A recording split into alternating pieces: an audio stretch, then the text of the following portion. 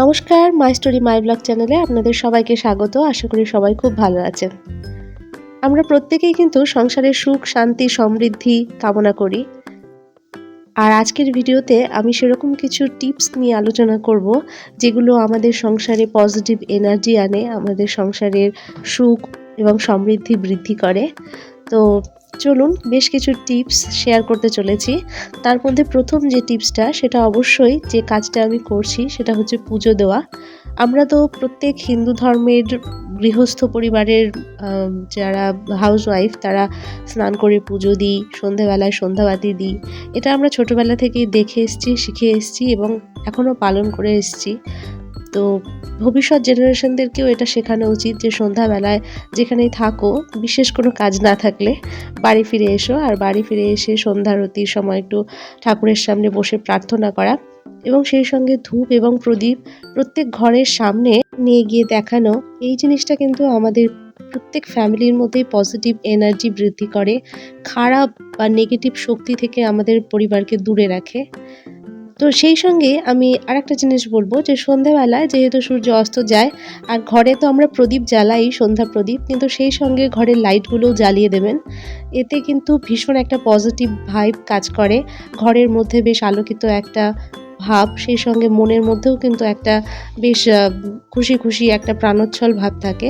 তো ওই রকম সন্ধেবেলায় আমি সন্ধ্যারতির পরে প্রতিদিন ঘরটাকে একটু সময়ের জন্য সবগুলো লাইটই জ্বালিয়ে দিই, কারণ খুব বেশি সময় তো এতগুলো লাইট জ্বালিয়ে রাখা ইলেকট্রিক অপচয়ের কাজ করে। তো ওই জন্য কিছু সময় সবগুলো লাইট জ্বালিয়ে রাখবেন, তারপরে আবার প্রয়োজন অনুযায়ী লাইট জ্বালাবেন।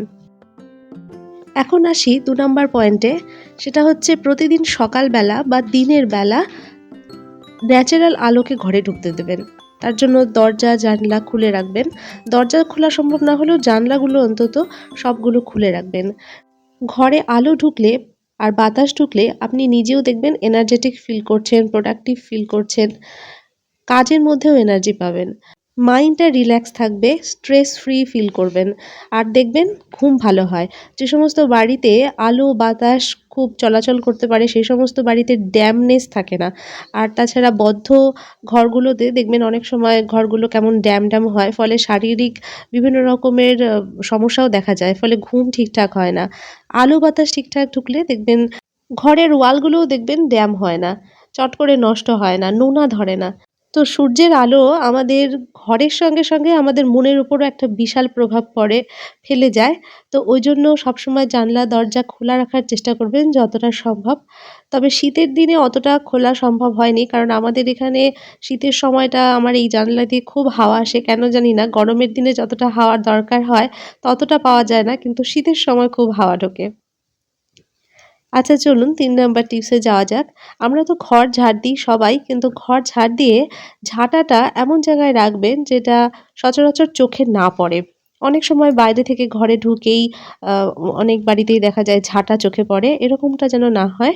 কারণ ঝাঁটাটা চোখের আড়ালে রাখাই ঘরের পক্ষে শুভ, সংসারের পক্ষে শুভ। ওইজন্য আমি ওইরকম পেছনে, সোফার পেছনে ওইরকম জায়গায় রেখে দিলাম। তারপরে আবারও অনেকদিন পর ভিডিওতে ঝাড়ু দেখাতে হচ্ছে। কারণ একজনের কমেন্টের পরে আমি ভিডিওতে খুব একটা ঝাঁটা দেওয়ার ভিডিওটা দেখাই না। কারণ ঝাঁটাটা তো আমরা সবাই দিই, কিন্তু সবাই পছন্দ করে না ভিডিওতে দেখানো। কিন্তু আজকে যে উদ্দেশ্যে আমি দিচ্ছি সেটা হচ্ছে এটা বলার জন্য যে বাসি ঘর কিন্তু প্রত্যেকদিন সকালবেলা ঝাড় দেবেন। সম্পূর্ণ খুব ভালোভাবে পরিষ্কার করা সম্ভব না হলেও সকালের দিকে যেহেতু ব্যস্ততা থাকে, ওইজন্য খুব ভালোভাবে হয়তোবা পরিষ্কার করা সম্ভব হয় না। কিন্তু প্রত্যেক ঘর থেকে যে নোংরাই হোক বা নোংরা না থাকলেও ঝাড় দিয়ে বাইরে বের করে দেবেন। এই জিনিসটা আমরা ছোটবেলা থেকেই শিখেছি যে বাসি ঘর বা উঠোন সকালবেলা উঠেই সবার আগে ঝাড় দিয়ে নেবেন, তাহলে কিন্তু নেগেটিভ শক্তি দূরে থাকবে আর আমাদের ঘরে পজিটিভ শক্তির বৃদ্ধি হবে। তারপরে আরেকটা খুব ভালো একটা টিপস বলতে পারেন। সেটা হচ্ছে ঘরে গাছ রাখুন। কিছু কিছু গাছ আছে বাস্তু অনুসারে যে গাছগুলো ঘরে রাখলে ঘরের পক্ষে, সংসারের পক্ষে মঙ্গল হয়। তো এরকম একটা ভিডিও আমি করেছিলাম অনেকদিন আগে। তো আপনারা যদি প্রয়োজন হয় ওই ভিডিওটা দেখে নিতে পারেন।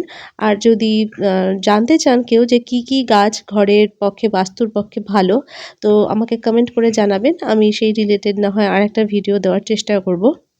এখানে আমি অ্যাগ্লোনিমার গাছটা একটু ধুয়ে নিচ্ছি। এটা কিছুদিন আমার ব্যালকনিতে রাখা ছিল, ওইজন্য ধুলো পড়ে গেছে। আর বাইরে রাখলে গাছের পাতার মধ্যে ধুলো পড়লে গাছের সৌন্দর্য নষ্ট হয়ে যায়। ওইজন্য আমি একটু জল স্প্রে করে ভালো করে ধুয়ে নিচ্ছি। ধুলো পড়ার আগে কেমন মানে ধুলো যখন পড়েছিল পাতাগুলো কেমন হয়েছিল না? আর এখন দেখুন ধুয়ে নিলাম জন্য বেশ চকচকে লাগছে। তো এটাকে আজকে আর ব্যালকনিতে রাখবো না। এখন আজকে আমি ডাইনিং রুমে সাজিয়ে রাখছি। কারণ আমি মাঝে, মাঝে ডাইনিং রুমে রাখি আবার বাইরের ব্যালকনিতে রাখি। কারণ আমাদের ঘরে যেরকম আলোর দরকার হয়, গাছগুলোরও তো ঐরকম আলো বাতাসের দরকার হয়। ওইজন্য ইনডোরে থাকলেও মাঝে, মাঝে সূর্যের আলো ডাইরেক্ট না পেলেও যেখানে মোটামুটি সূর্যের আলো আসে সেই সমস্ত জায়গায় গাছগুলো ট্রান্সফার করে দেওয়া দরকার। এখানে একটা এটাও একটা অ্যাগ্লোনিমার একটা ভ্যারাইটি। এখানে শুকনো পাতাটা আমি তুলে দিয়ে জল দিয়ে দিলাম। আরেকটা ইম্পর্টেন্ট টিপস আমি আপনাদের সঙ্গে শেয়ার করি যেটা ঘরের মধ্যে পজিটিভ ভাইব আনবে, যেটা আমরা অনেক সময় করে থাকি যে বাথরুম ইউজ করে বা টয়লেট ইউজ করে বাথরুমের দরজাটা আমরা খোলা রেখেই চলে আসি। কিন্তু কখনোই বাথরুমের দরজা খোলা রাখবেন না। বাথরুম থেকে বেরিয়ে সবসময় দরজাটা বন্ধ করে রাখবেন। তারপরের টিপস হচ্ছে, এটা আমাদের সচরাচর প্রত্যেকের বাড়িতেই দেখা যায় যে যখন মেন ডোর দিয়ে আমরা ভেতরে আসি তখন চটিগুলো ওখানে রেখেই ভেতরে ঢুকি। তো এটাই স্বাভাবিক, মেন ডোরের কাছে জুতো থাকাটাই স্বাভাবিক। এটা অস্বাভাবিকের কিছু না, কিন্তু এইভাবে ছড়িয়ে ছিটিয়ে জুতো রাখাটা এটা খুব একটা সংসারের পক্ষে মঙ্গলজনক না। কারণ যখন আমরা ঘর থেকে বাইরে বেরোচ্ছি, কোনো শুভ কাজে বেরোচ্ছি, তখন ওই চটি জুতো যদি এলোমেলো হয়ে থাকে সেটা বাইরের কাজের ক্ষেত্রে খুব একটা শুভ বা ভালো ফলপ্রদ হয় না। ওইজন্য জুতো থাকলেও জুতোগুলো এক সাইড করে সরিয়ে রাখবেন, বা যদি র‍্যাক থাকে তাহলে র‍্যাকের মধ্যে এভাবে সাজিয়ে রাখবেন। তো আমি আমার মেইন ডোরের পাশে এই র‍্যাকটা রেখেছি, কারণ জুতো তো যাওয়ার সময় পরতেই হয়। তো এখানে আমি সমস্ত জুতোগুলো এভাবে সাজিয়ে রাখি। আর ছাতাটাও রেখেছি, বাইরে যাওয়ার জন্য ছাতারও দরকার হয়। এখন তো আবার রোদ উঠছে। এখানে ঘরের জুতোটা আমি চেঞ্জ করে বাইরের জুতো পরে নিলাম। তো এখানে ঘরের সামনেটা আমি আজকে একটু ঝাড় দিয়ে দেবো। ঘরের ভেতর থেকেই ভিডিও করছিলাম, বাইরে গিয়ে আর ক্যামেরা সেট করা হয়নি, কারণ বাইরের লোকজন দেখলে আবার কি বলবে, ওই জন্য ভেতর থেকে যতটুকু সম্ভব ভিডিও করলাম। আর একটা মোস্ট ইম্পর্টেন্ট টিপস, সেটা হচ্ছে স্বাস্থ্যকর খাবার খান, বাড়ির খাবার দাবার খান, বাইরের খাবারকে যতটা সম্ভব অ্যাভয়েড করুন। আর হেলদি খাবারের মধ্যে ফলকে অবশ্যই অ্যাড করুন, প্রত্যেক দিন যে কোনো একটা দুটো করে ফল খান। কারণ আপনি যদি সুস্থ থাকেন বা আপনার পরিবারের মেম্বাররা যদি সুস্থ থাকে তাহলে অটোমেটিক ফ্যামিলির মধ্যে সুখ সমৃদ্ধি শান্তি থাকবে। আর বাড়ির কোনো মেম্বার যদি কোনো কারণে অসুস্থ হয়ে পড়ে তাহলে বুঝতেই পারেন যে আমাদের মানসিক অবস্থা কী দাঁড়ায়, তখন নেগেটিভিটিই ছড়িয়ে থাকে। তো কিছু কিছু জিনিস আমাদের নিজেদের হাতের ওপরও নির্ভর করে।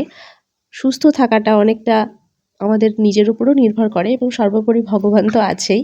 ওই জন্য প্রতিদিন ফল খান।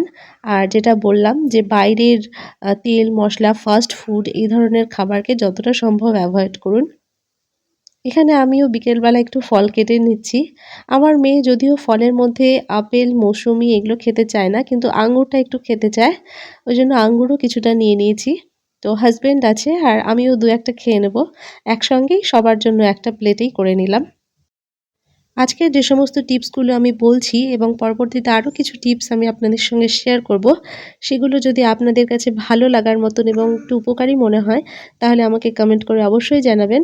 আর যারা নতুন দেখছেন তাদের কাছে রিকোয়েস্ট করব আমার চ্যানেলটিকে সাবস্ক্রাইব করে দেবেন, যাতে আমি এগিয়ে যেতে পারি আমার ইউটিউব জার্নিতে।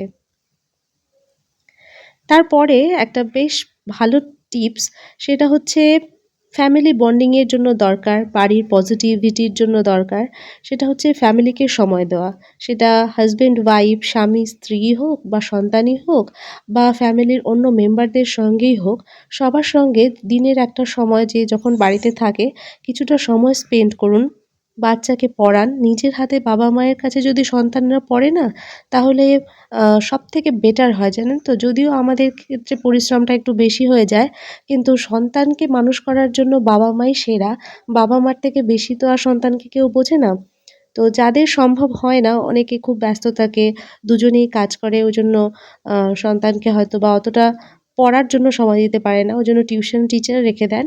কিন্তু তবুও টিউশন টিচার রাখলেও কিছুটা সময় সন্তানকে পড়াশোনার জন্য নিজে বসুন, তাহলে কিন্তু বাচ্চার ক্ষেত্রে অনেক ভালো একটা মেন্টাল ডেভেলপমেন্ট হবে এবং সেই সঙ্গে বন্ডিংও বাড়বে। সংসারের মধ্যে সুখ সমৃদ্ধি তো সন্তানকে দিয়েই, সন্তানের সঙ্গে বাবা-মায়ের সম্পর্ক যদি ভালো থাকে তাহলেই তো আমাদের শান্তি, তাই না? এখানে আমরা সবাই মিলে একটু চা নিয়ে বসে পড়েছি। এবার পরের টিপসটা বলি, সেটা হলো যতটা সম্ভব ঘর গুছিয়ে রাখার চেষ্টা করবেন। কারণ গোছানো ঘর পজিটিভ এনার্জি আনবে, পজিটিভিটি আনবে, মেন্টাল পিস আনবে। সবসময় স্পেসকে অর্গানাইজড ওয়েতে রাখার চেষ্টা করুন যাতে জামা কাপড় বা জিনিসপত্র যাই আছে সেগুলো এলোমেলো না হয়ে থাকে। আর সবসময় পরিষ্কার রাখবেন। সেই সঙ্গে কখনো, কখনো একটু সকাল সন্ধেবেলা একটা মিউজিক চালিয়ে বসলেন বা কাজের মধ্যেও গান শুনলেন। এটাও কিন্তু ঘরের মধ্যে আপনার মনের মধ্যে একটা পজিটিভ এনার্জি নিয়ে আসবে। আর সেই সঙ্গে আজকের ভিডিওটাও আমি আর খুব বেশি বড় করব না, এখানেই শেষ করব। আবারও বলছি যারা নতুন দেখছেন তাদের যদি ভালো লাগে আমার চ্যানেলটিকে সাবস্ক্রাইব করে রাখবেন আর বেল নোটিফিকেশনটা অন করে রাখবেন। পুরনো বন্ধুদেরকেও অসংখ্য ধন্যবাদ জানিয়ে শেষ করছি।